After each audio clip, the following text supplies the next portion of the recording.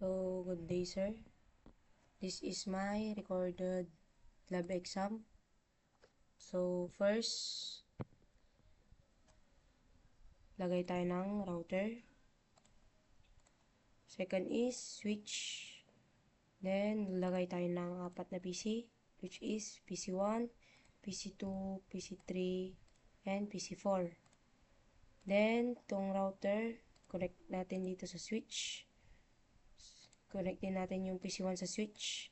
Ganun din yung PC2, PC3, and PC4.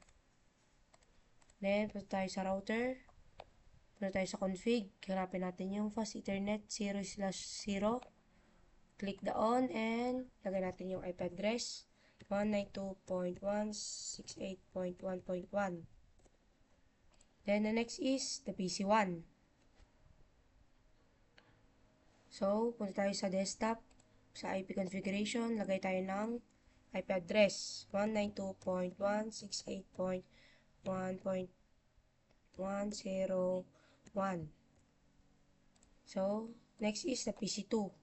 Ganun din, desktop IP configuration.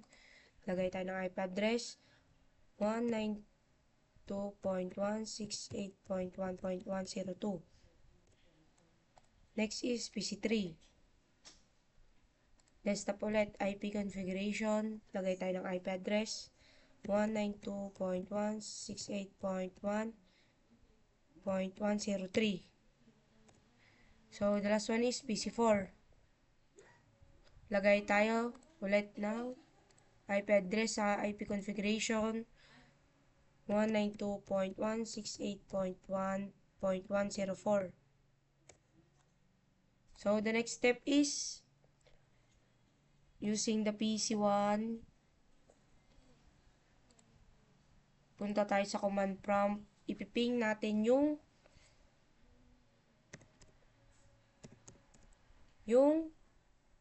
IP address ng PC2 if may connection. So, 192.168.1.102. Tingnan natin if may connection. So, yun, connected. So, the next naman natin ipiping is yung IP address ng PC3. So, IP address ng PC3 is 192.168.103. Then natin if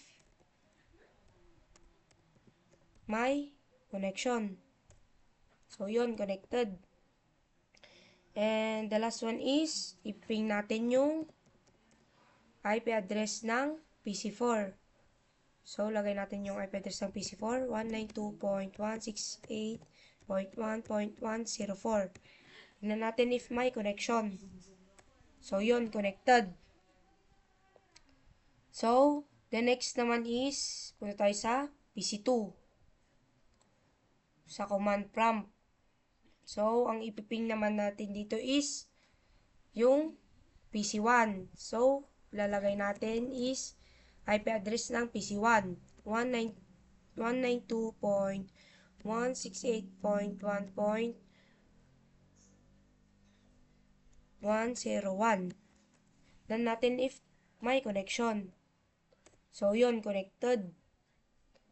So, ang ipiping naman natin is yung PC3.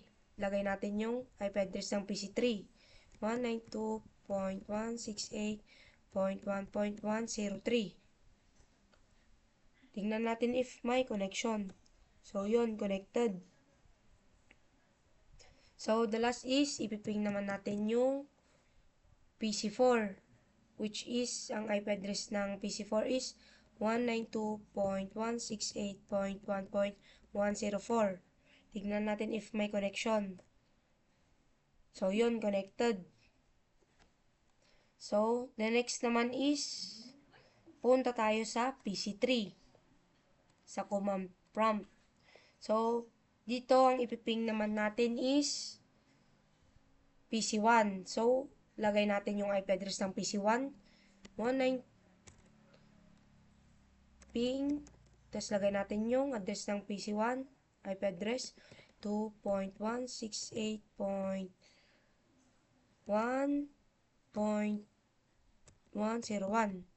Tignan natin if may connection. So, yun, connected. So, ang sunod naman nating ipiping is yung IP address ng PC2. So, lagay natin yung IP address ng PC2, 192.168.1.102. Tingnan natin if may connection. Then, so yun, connected. And the last one is, ipiping naman natin yung PC4.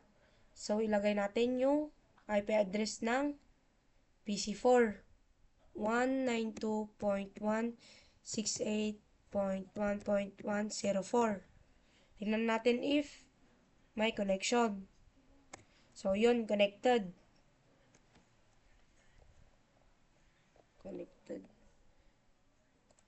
So, yun, that's all for today.